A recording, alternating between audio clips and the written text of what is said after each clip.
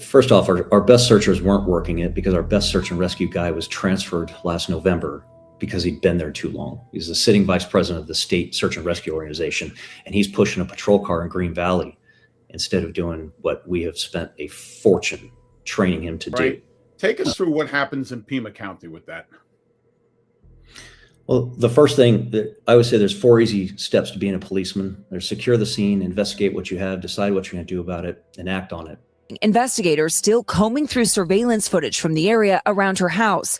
This new Ring camera video emerging, obtained by Fox News Digital, showing a car driving down the street around 2:30 a.m. the night Nancy was taken. The street about 2.5 miles from her home, just outside that 2-mile perimeter where investigators had asked neighbors for any video they might have to help the case. The sheriff department saying they're aware of the car video. Authorities trying to piece together the puzzle of what happened to Nancy and answer the many questions that still remain. The biggest, how did the suspect get into Nancy's home? We've asked the sheriff that several times. It's one of the things he just won't answer. How do you think the suspect got into the home? Was the door unlocked? Did they have a key? So I'm not going to go into whether that's forced entry, not forced entry, or my suspicions. The sheriff also won't say if any blood was found inside the house, where the unknown mixed DNA was found at the property, or what other evidence they've sent out for testing, and if anything other than Nancy was taken from the home. So I wanted to ask you, Aaron, you're on patrol, you're the sergeant on patrol, you're out there, and you get a serious felony assault, you get a home invasion, all right? Take us through what happens in Pima County with that. Well, the first thing that I would say, there's 4 easy steps to being a policeman. There's secure the scene, investigate what you have, decide what you're going to do about it, and act on it. So the first step is always securing the scene, determine if it's still going on, if there's someone still inside, that we then have a hostage situation and treat it as such. If they fled the scene before, we just need to get there and secure it, secure the scene and keep it as pristine as possible, render aid to the victims, get them to the hospital if they need to, and all the while trying not to destroy as much evidence as possible as you're doing it. And then put up crime scene tape. And then I start working a board. I have a magnetic board that I usually have, and I gather information on it. We call our detectives out. If we're working a manhunt, then you're doing that simultaneously. So you're kind of having the scene security while you're working the manhunt.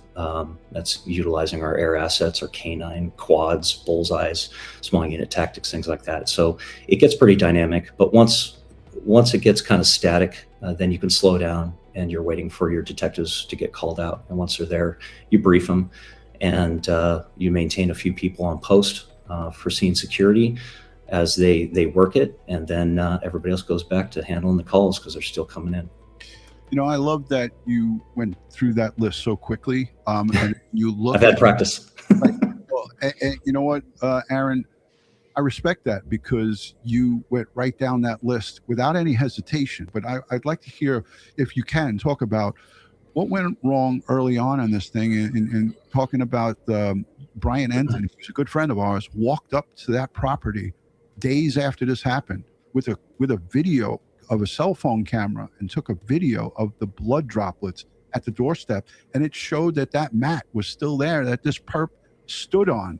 That video that we all see, that mat was still there 3 days after this. So I'd like you to just talk a little bit about what are some of the things that went wrong that your department and your rank and file recognized that went wrong here.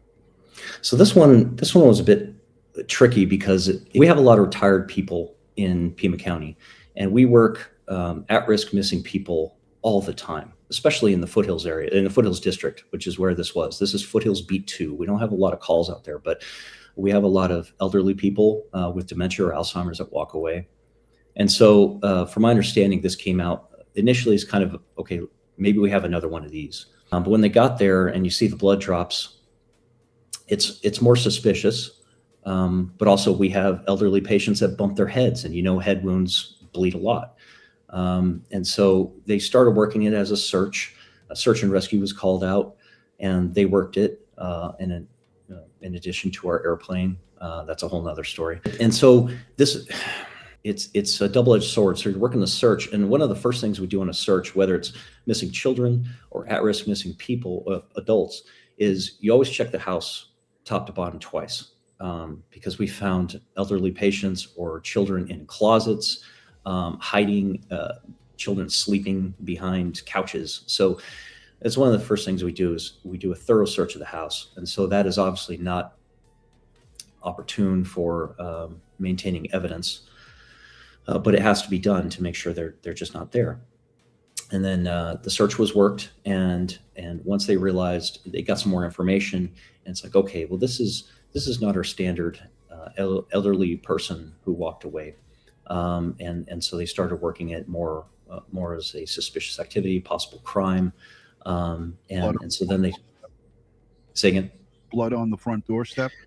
Yes, sir. And so yeah, so taken together, they started looking at it a little differently, but that took some time to do. You don't want to jump to conclusions when you first get there. Okay, this is a kidnapping. I mean, that was probably the furthest thing from their minds when they first got on scene. But after a while, when the search was concluded and we determined that she was not in the area, because an 80-something-year-old woman is not going to get very far. So once you get the right assets in place, it's pretty easy to do that search in that area. And that's a lot of desert around those in those neighborhoods. And early on, the sheriff was questioned, and he actually mentioned at the press conference, the very first one, that they thought they just had an 84-year-old woman that wandered off from her home, and that we would just find her out. He said that he had some of the Border Patrol, Customs and Border Patrol folks, and some of the best. He talked about the best searching, and then people were questioning about why the helicopter, we call it the whirly bird over here. Why wasn't the aviation assets up right away? Why didn't we see people out there on horseback? Why didn't we see dogs out there? I would surmise that this 911 call was something like, hey, my mother didn't show up at church, or for her church thing online or whatever. Very unlike her. We show up here and there's blood on the front steps. You got to get somebody here. So right away, this is not just something simple. It doesn't, in my eyes, and of course I'm Monday morning quarterback in this thing a little bit, but if I was responding to this, and I just envisioned when I was a rookie on patrol, and I'd get a call for loud disturbance, and I open up a door that was ajar and there's blood all over the place, or blood in the front of the hallway there, I know I got something bad going on here. And it didn't seem like this sheriff treated this right out of the gate. Like, he's asked, why did the crime scene get let up early by Pima County? And he pointed the finger at the homicide detectives. He didn't say it was their fault, but he said, I'm guided by what they tell me because I've got the best. And when my crime scene unit tells me that the scene is done, I don't question them. And I think that's a lot of hogwash. Your thoughts on that, Paul? Yeah, I agree. First off, our best searchers weren't working it because our best search and rescue guy was transferred last November because he'd been there too long. He's the sitting vice president of the state search and rescue organization, and he's pushing a patrol car in Green Valley instead of doing what we have spent a fortune training him to do. He'd spent 17 years in search and rescue, and one of our chiefs got it in his head that he'd been there too long. He only has 2 years to retirement. He was a high performer. He was our best search and rescue guy. He is currently right now pushing a patrol car in Green Valley for no reason. So I disagree with his first statement that our best searchers were there. Secondly, the crime scene, I don't have any specific information inside the homicide unit. I've purposely avoided speaking to them because I didn't want to risk any information accidentally getting shared. But I don't know if I would agree with that characterization, because this, from my understanding, this scene was being driven from by command. They were the shot callers in this, not some detective in homicide unit with a couple years of homicide experience. This is being driven, from what I was told, by the captain and a chief and the sheriff himself. Yeah, and the captain and the chief respond to who? Yeah, the sheriff, exactly. So, but you'll see if you follow Sheriff Nanos for any length of time, you'll see that the blame is always somewhere else and the credit always belongs to him.